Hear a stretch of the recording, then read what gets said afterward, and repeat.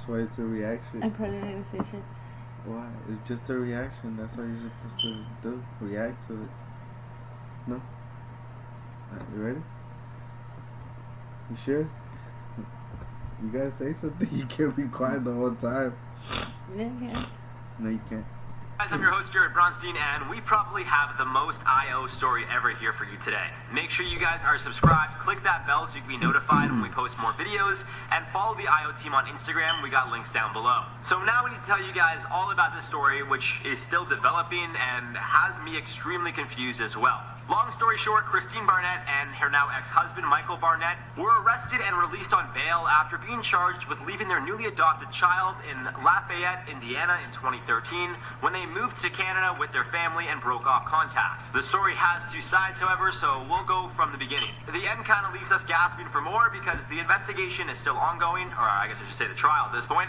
But here goes. In 2010, Christine and Michael Barnett agreed to an emergency adoption of Natalia Grace, who was believed to be 6 years old at the time. Or so they thought. As far as they were concerned, when they went to the adoption center located in Florida, Natalia had been in the U.S. for 2 years, had a Ukrainian birth certificate that read September 4th, 2003, and needed to find a new home immediately after her previous adoptive parents suddenly gave her up for an undisclosed reason. Christine explained, I quote, out of compassion for their situation, I didn't want to press them for information on what had gone wrong. Natalia was extremely nervous. You could see she was going to need a lot of support and care. We did notice immediately in the parking lot that she couldn't walk. There was nothing in the paperwork stating that. End quote. It turns out Natalia has a form of dwarfism, more specifically spondyloepiphyseal. Like any good parent, Michael and Christine showed their new addition to the family with love, taking her for ice cream and even going to Disney World to help her get more comfortable with her family. When they went to the beach for the first time as a family, Christine and Michael were shocked when Natalia did. I quote, the boys rushed into the water and Natalia wanted to be carried into the ocean. Michael and myself were physically exhausted, so we asked her to wait just a few minutes. With that, she just got up and ran into the ocean. I remember looking at Mike and thinking, what's going on? She couldn't walk a second ago, and now she just got up and ran. End quote. See, that would have been the first sign to be like, what's going on here? Like, you know what I mean? Yeah, I mean, but because how did she supposed to not walk and then all of a sudden she's walking? Well, I mean, she's even running towards the water. Like that should have been like your first sign to She faked get out. Yeah, exactly. That she faked it. Things went from weird to, well, just absurd when Christine gave the apparent 6-year-old a bath. According to Christine, I quote, I was giving her a bath and I noticed that she had full pubic hair. I was so shocked. I had just been told she was a 6-year-old and it was very apparent she wasn't. End quote. Yeah, that's, no. As the days went on, Christine saw more and more. So she didn't say anything? Exactly. She didn't say anything. See, these people were just nice. Like, instead of being like, there's something weird here. Like, first she said she didn't walk and then she ran to the beach. And then, like, she's taking her bath and she sees, Everything. hair. Yeah, like, how are you not gonna, call the place and be like, so why was this person in an emergency adoption, like, why are you just like that, like, something, I mean, they could have said something. Hey, Winnie. More evidence that her and her family may have been duped by an adult pretending to be a child, given her condition. According to Christine, Natalia would use sophisticated vocabulary way beyond her years, didn't like dolls or toys, and wanted to be in the company of teenage girls, not little children. She also didn't have a Ukrainian accent and couldn't understand her native tongue when a Ukrainian family friend came over and spoke to her in Ukrainian. Christine then started to find bloody clothing in her trash, evidence that Natalia... Yeah, fake like this one. Like Bonnie. She's not fake, she's a real Winnie. See? You offended her, she's going to sleep already. But I mean, like, dude, like, there's certain I'm so tired. I know it's late already. But there's certain tell signs, like, how are you not gonna, how are you not gonna react to this and call the office and be like, hey, so how old is she? What is she supposed to be doing? Like, People don't think. They just... But it's not even about thinking, it's just about reacting to what you see. Like, dude, like, why don't you just, call and ask or something? But just continue to... I can't with this dog. Exactly. I mean, they just continue to, okay, no problem, let's keep going. Natalia was having her period and trying to hide it because she was in fact older than initially believed. Again. Anyone see the movie The Another Orphan? one. She was having Anyway, her period. following the blood incident, Christine went to her family physician who ordered a bone density test to really determine Natalia's age. The results determined the girl had to be at least 14 or older, so Christine swapped her childlike clothing for clothing more appropriate for a young teen. This is when things really started to take a turn for the worse. Apparently, within a year of being adopted by the family, according to Christine, their newly adopted daughter tried to harm the family more than once. As seen on a baby monitor, when Christine left the room, Natalia attacked a baby boy. In 2011, she was smearing bodily... Dude, Another one. not only that, but like, can you imagine like Papito? And we like, you know, like we ever said we can't have another kid or something like that, we will adopt one. But like, she was over there hurting Papito. Like, you No, don't you think gotta go. like, we will freak out and be like, hey, no, what's wrong with you? That's it. You gotta go. Like, that's it. Like, come on, you can't be doing this kind of stuff. But big boy, you're still trying to be nice. I just don't get it sometimes. No le estoy pegando a la mesa. fluids on the walls and making death threats to the family. Christine even claimed she had trouble sleeping because Natalia would stand over them in bed. She had to hide all sharp objects out of fear she would try to kill them by stabbing them, and once even caught Natalia trying to poison her coffee. Christine said, I quote, I saw her putting chemicals, bleach, Windex, something like that in my coffee, and I asked her, what are you doing? She said, I am trying to poison you, end quote. Following these incidents, Natalia... Like, she admitted. like she told it straight up. I'm trying to kill you. Like, Mafia. she gonna whack her. She was gonna whack her. But come on, like, see, people are just too nice. Sometimes, you know, like you just. I guess we just wouldn't be like that. No. Yeah, man. I don't even trust my dog. Not only that, for whoever's gonna see this and is thinking about adopting, sorry if we messed it up for you. Just think about it. Yeah. I'm starting to look like that dude, Nicky Avocado, man. Starting, no me falta el palo así. Stop. Natalia would spend about a year being treated for various psychiatric disorders, spending between days and weeks at the St. Vincent Indianapolis Stress Center. In 2012, after Natalia allegedly tried to drag her adoptive mother onto an electric fence, she was sent to a state-run psychiatric unit under supervision long-term because she was considered a threat to others. During her treatment there, it's believed she told doctors she is much older than she appears. In January of 2012, a clinical therapist claims Natalia said she was 18. The family's primary physician, Andrew McLaren, dated a letter in March 2012 claiming Natalia's 2003 birth date was inaccurate and that she made a career out of pretending to be a young child, fooling the family as well as himself. In June of the same year, she told staff at LaRue Carter Hospital in Indianapolis that she tried to kill her family members and felt no remorse. Excuse me. You want to voice your opinion or what? You want to talk to her here or what? Don't be doing the silence on them. Looking all sideways and shit. I mean stuff. He got the by the head. Okay. Okay. Morse, describing it as fun. That same month, the family applied to have Natalia's age corrected on her birth certificate so she could be treated as an adult and receive proper psychiatric treatment. After going through court, it was determined by Judge Gerald S. Moore that the family's allegations were true, and Natalia's official date of birth was changed from September 4th, 2003 to September 4th, 1989. Making her legally go from 8 years old to 22 years old. No, she's not. That same year, the yeah, police she's started married. questioning if she committed immigration fraud, but the case was sent to the FBI and ICE, which officials believed was never really looked into. Natalia was released from the psychiatric ward in August of 2012 and placed under the supervision of Aspire, Indiana.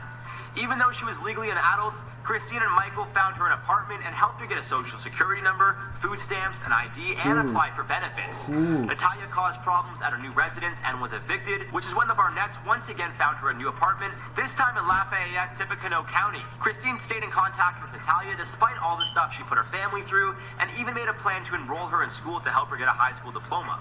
Christine explained, I quote, I said I've been taking care of you as an adult. I will do one more year of financial aid, the exact same thing I'm doing for all of my children. I co-signed the lease and paid for the rent up front for a year. I did everything. Like, come on. Like, these people are just too nice. Like, they're still gonna pay for a year for stuff after they pay for the whole medical bills. You know medical bills ain't cheap. No, I mean, Like, no, some people are just I'm too just go to nice. bed on that note. You would do when you send your child off to college. I helped her with her groceries and bought furniture at Target for her. I was And they went to optimistic she had a Target. concrete plan for her life. She Like, Is there Walmart? What? we will go to Walmart. These people We don't go to go to Target Target. still. We don't go to Target. had food stamps. She had Social Security income for the rest of her things. She had demonstrated she was able to live, end quote. Now this was in 2013 when Christine also released a book about her son, Jacob, who suffers from autism but is considered a physics prodigy. That same year, the family moved to Waterloo, Ontario, Canada, so a 13-year-old Jacob could go to school at the Parameter Institute for Theoretical Physics. When the family moved, they left Natalia, who was legally 22 at the time, in her new apartment. At this point, Christine claims she lost contact with Natalia and feared she stopped taking her medication and was posing as a child for a new, unsuspecting family. Christine did, however, get a letter in the mail saying that Natalia changed Michael from the beneficiary of her Social Security income to someone else. Now, here's where things get crazy. The Tippecanoe County Sheriff's Department claims the family abandoned their underage daughter, claiming that a Dr. Briggs at the Peyton Manning Children's Hospital carried out a bone density test on Natalia in June 2010 that revealed she was approximately 8 years old. Another test, which occurred 2 years later at the same facility, claimed she was around 11. I know 2 years from 8 is 10, but maybe it was 2.5 years. It was approximate, so who knows. Regardless, in 2014, Natalia actually went to the cops and claimed her parents had abandoned her and moved to Canada. In that same year, Michael left Christine, moved back to Indiana, and remarried. Why they waited 5 years to act on this case is still undetermined. But after they visited Michael for about You remember what this? No, you know what this reminds me of? That movie. Was it the? It was not The Omen. But it was like the same thing, where they adopt this girl, and then she turns out to be like this older one, but she's like real evil and stuff like that. The Orphan, I think it's called. Is it? Yeah, I think it's called The Orphan. I don't remember. You know I'm not good with any names. Yeah, but I think that's what it is. But it's like basically the same thing. Like, and she tries to get with the dad and stuff like that, and then she tries to kill the mom. Yeah, I think it's The Orphan. Like, but that's You should watch crazy it. though. You should watch it. Chicken chip. Yeah. So. 3 hours on September 5th, 2019, he allegedly admitted that he knew all along Natalia was indeed a minor, and that Christine told Natalia to tell other people she looks young but was actually 22. However, Michael's lawyer claims this information is inaccurate, saying, I quote, the police affidavit is not true.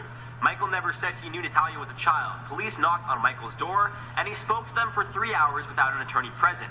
The statements he gave were clearly taken out of context. My client and I have absolutely no idea why the district attorney has chosen to level these accusations against my client and Christine.